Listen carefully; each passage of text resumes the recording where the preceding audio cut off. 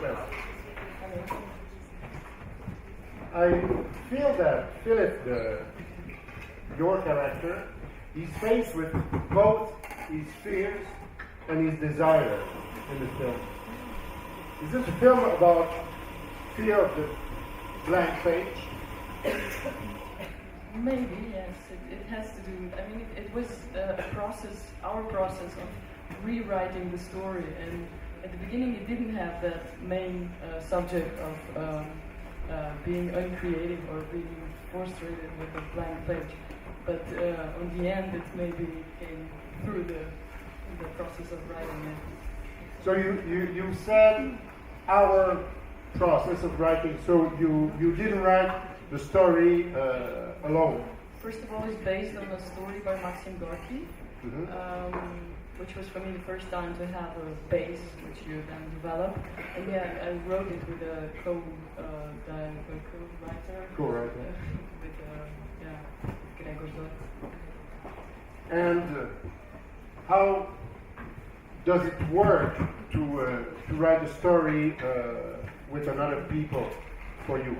For me, it's great. I've done it all the time because I think when, in my mind, everything gets confusing, and when I have to say it to somebody out loud, it's totally different, and it has to make sense. So for me, it's great to do it in a, When I looked at your film, I had this idea that a puppet has his own movement.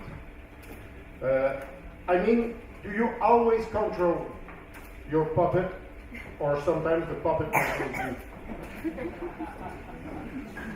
Oh, that's a good question. No, the puppets are actually very nice to work with. They always are where you leave them yesterday. But this time I had an animator who was doing most of the animation, and this was for me because my previous films I animated on my own, and now it's this news, like for me to explain somebody what I would like. That's way worse than doing it on your own. Okay. And when you work with an animator like you did, you're at the camera, you're in charge of the lighting. What do you do during the shooting? We discuss everything before we prepare. I mean, in stop motion puppet animation, the preparation is the longest procedure and the most annoying one. So it's like putting the light and everything and discussing how everything will happen. And you have to really prepare everything so the shooting will go on. So that was my part, and the shooting part he was done on his own. Question?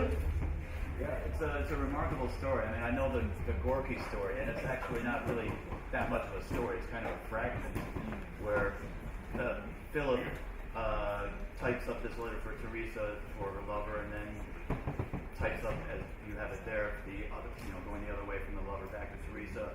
He does it a couple of times, and then Gorky just says, "Oh, what a pity, killed Dimash. Too bad." But obviously, you went way beyond that with the story. There's all these elements of the writer's block, and then there's this interaction.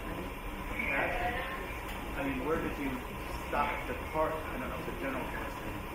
Where did you depart from Gorky? Because there's a lot more that you put onto the story. I mean, how was it to add all those other things that you added? Did that come gradually, or did it come suddenly? It came very gradually. Actually, the story has, sometimes I was searching for funding for the film for almost 2 years, I think. And every time we got the rejection from some kind of funding, we rewrote the story, and we rewrote the story, and we rewrote the story. So I think then you cannot really base on this very short, what you said, fragment of the Maxim Gorky. So that was a good thing, being rejected, I guess, sometimes.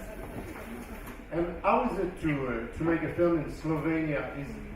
You said that it was hard to have the funding. So what is the situation of the production there?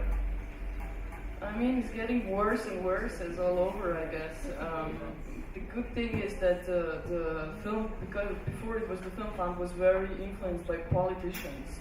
So every time the government changed, the whole structure changed, and now they cut that off, and they're trying to do that with the whole cultural thing. I hope they will do it, because I don't think politics has anything to do with culture, or should have. So yeah, but therefore they cut a lot of the budget.